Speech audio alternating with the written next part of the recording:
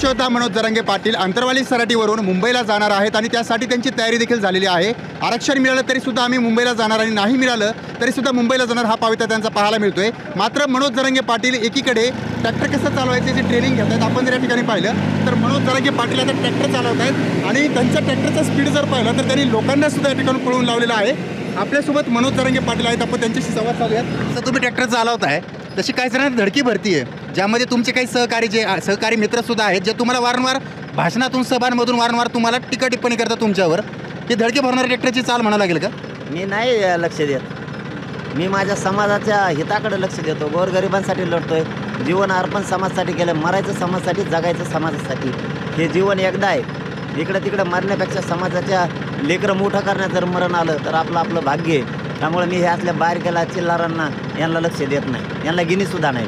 बरं पाटील, मुंबईला जायचं आहे, ट्रॅक्टरांची तयारी कुठपर्यंत आली? कारण तुम्ही स्वतः ट्रॅक्टर चालवताय त्यामुळे समजतं की तयारी ही अंतिम टप्प्यात आली आहे। हो, तयारी अंतिम टप्प्यात आहे। तुम्ही बघा, सुरुवात जरी थोडी असली 20 जानेवारीला तरी शेवटच्या वाशीच्या मुक्कामापर्यंत करोडोत मराठी लाखो वाहनं घेऊन मुंबईत आले पाहिजेत। कारण हे लेकरू त्यांच्या लेकरांसाठी लढायला चाललं आहे, मला ताकदीनं पाठबळ ते देणार आहे, ताकदीनं।